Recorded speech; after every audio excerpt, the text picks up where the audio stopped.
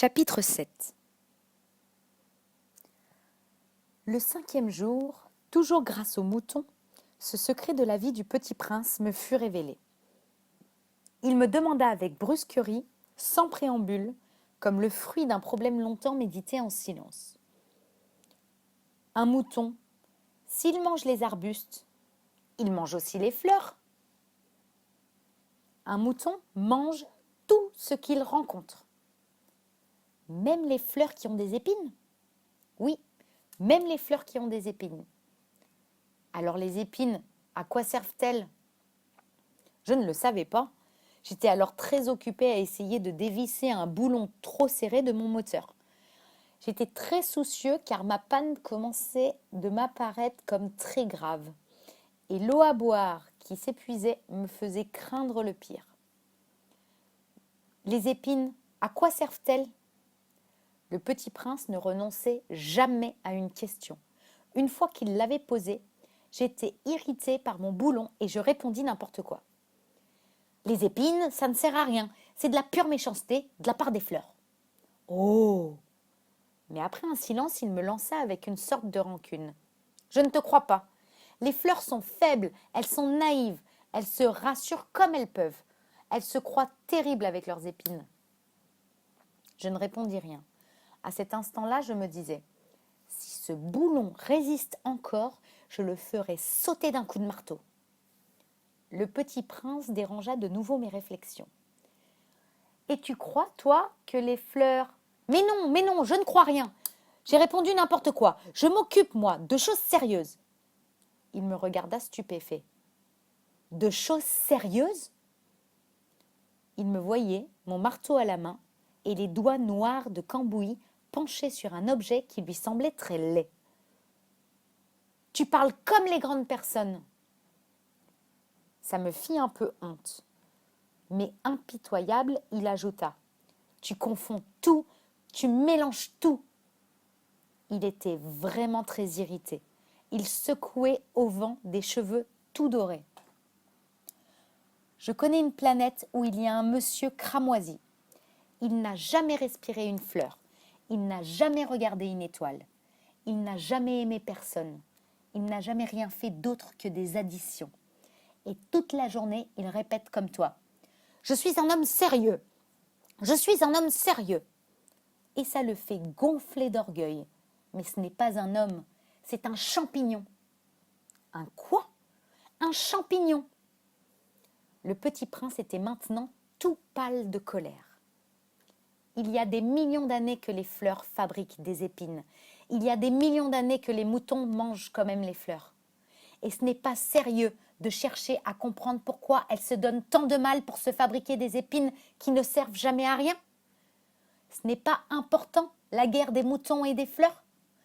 Ce n'est pas plus sérieux et plus important que les additions d'un gros monsieur rouge. Et si je connais, moi, une fleur unique au monde qui n'existe nulle part, sauf dans ma planète, et qu'un petit mouton peut anéantir d'un seul coup, comme ça, un matin, sans se rendre compte de ce qu'il fait, ce n'est pas important ça? Il rougit, puis reprit. Si quelqu'un aime une fleur qui n'existe qu'à un exemplaire, dans les millions et les millions d'étoiles, ça suffit pour qu'il soit heureux quand il les regarde. Il se dit, ma fleur est là, quelque part. Mais si le mouton mange la fleur, c'est pour lui comme si, brusquement, toutes les étoiles s'éteignaient. Et ce n'est pas important, ça. Il ne put rien dire de plus. Il éclata brusquement en sanglots. La nuit était tombée. J'avais lâché mes outils.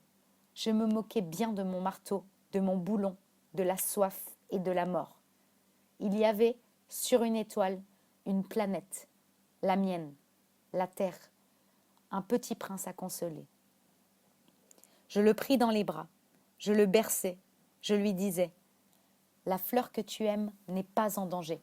Je lui dessinerai une muselière à ton mouton. Je te dessinerai une armure pour ta fleur. Je ne savais pas trop quoi dire. Je me sentais très maladroit. Je ne savais pas comment l'atteindre ou le rejoindre. C'est tellement mystérieux, le pays des larmes.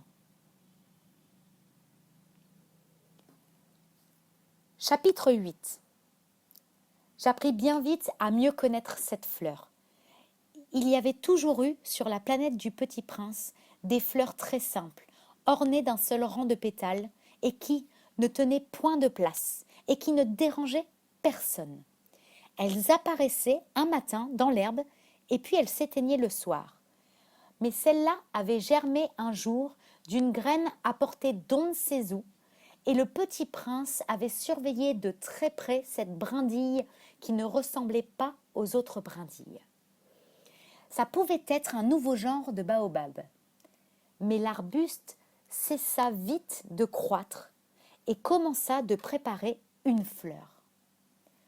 Le Petit Prince, qui assistait à l'installation d'un bouton énorme, sentait bien qu'il en sortirait une apparition miraculeuse. Mais la fleur n'en finissait pas de se préparer à être belle, à l'abri de sa chambre verte. Elle choisissait avec soin ses couleurs. Elle s'habillait lentement. Elle ajustait un à un ses pétales. Elle ne voulait pas sortir toute fripée comme les coquelicots. Elle ne voulait apparaître que dans le plein rayonnement de sa beauté. Et oui, elle était très coquette. Sa toilette mystérieuse avait donc duré des jours et des jours. Et puis voici qu'un matin, justement, à l'heure du lever du soleil, elle s'était montrée. Et elle, qui avait travaillé avec tant de précision, dit en bâillant : « Oh, je me réveille à peine, je vous demande pardon, je suis encore toute décoiffée. » Le Petit Prince, alors, ne put contenir son admiration. « Que vous êtes belle !»« N'est-ce pas ?» répondit doucement la fleur.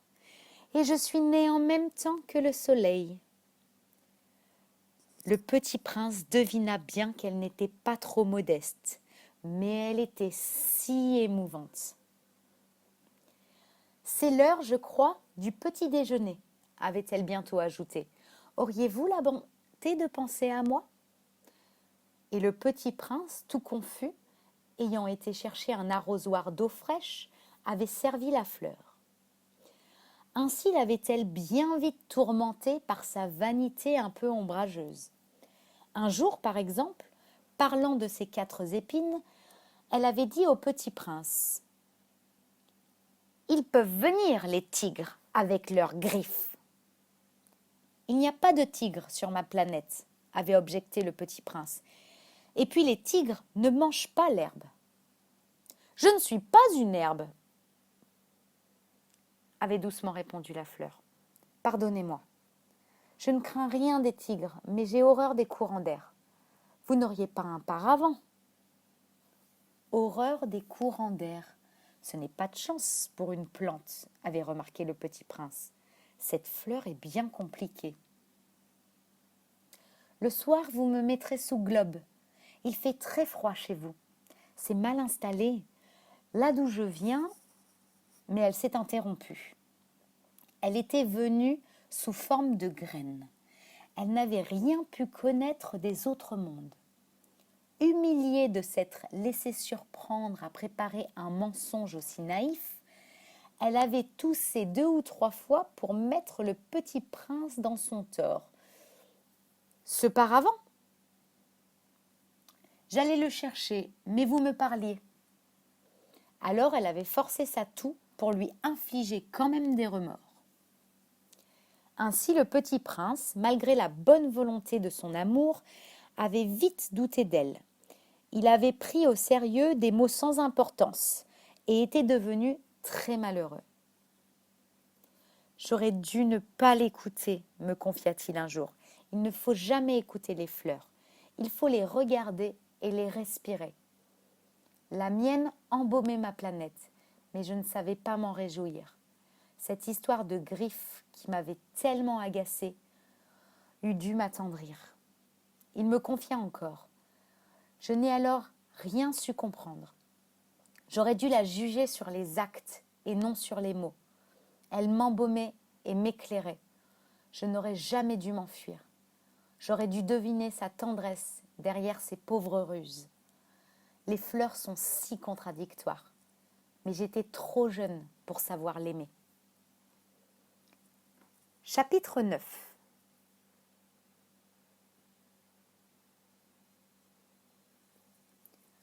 Je crois qu'il profita, pour son évasion, d'une migration d'oiseaux sauvages. Au matin du départ, il mit sa planète bien en ordre. Il ramena soigneusement ses volcans en activité. Il possédait 2 volcans en activité. Et c'était bien commode pour faire chauffer le petit déjeuner du matin. Il possédait aussi un volcan éteint. Mais comme il disait, on ne sait jamais. Il ramena donc également le volcan éteint. S'ils sont bien ramenés, les volcans brûlent doucement et régulièrement, sans éruption. Les éruptions volcaniques sont comme des feux de cheminée. Évidemment, sur notre Terre, nous sommes beaucoup trop petits pour ramener nos volcans. C'est pourquoi ils nous causent des tas d'ennuis. Le petit prince arracha aussi, avec un peu de mélancolie, les dernières pousses de baobab. Il croyait ne jamais devoir revenir. Mais tous ses travaux familiers lui parurent, ce matin-là, extrêmement doux. Et quand il arrosa une dernière fois la fleur et se prépara à la mettre à l'abri sous son globe, il se découvrit l'envie de pleurer. « Adieu !» dit-il à la fleur. Mais elle ne lui répondit pas. « Adieu !» répéta-t-il. La fleur toussa, mais ce n'était pas à cause de son rhume. « J'ai été sotte, lui dit-elle enfin. Je te demande pardon. Tâche d'être heureux. » Il fut surpris par l'absence de reproche. Il restait là, tout déconcerté, le globe en l'air. Il ne comprenait pas cette douceur calme. « Mais oui, je t'aime, lui dit la fleur. Tu n'en as rien su par ma faute. Cela n'a aucune importance. Mais tu as été aussi sot que moi. Tâche d'être heureux. Laisse ce globe tranquille, je n'en veux plus. Mais le vent, je ne suis pas si enrhumée que ça. L'air frais de la nuit me fera du bien. Je suis une fleur. Mais les bêtes, il faut bien que je supporte 2 ou 3 chenilles si je veux connaître les papillons. Il paraît que c'est tellement beau. Sinon, qui me rendra visite? Tu seras loin, toi. Quant aux grosses bêtes, je ne crains rien. J'ai mes griffes. Et elle montrait naïvement ses 4 épines. Puis elle ajouta. Ne traîne pas comme ça, c'est agaçant. Tu as décidé de partir, va-t'en. Car elle ne voulait pas qu'il la vît pleurer. C'était une fleur tellement orgueilleuse.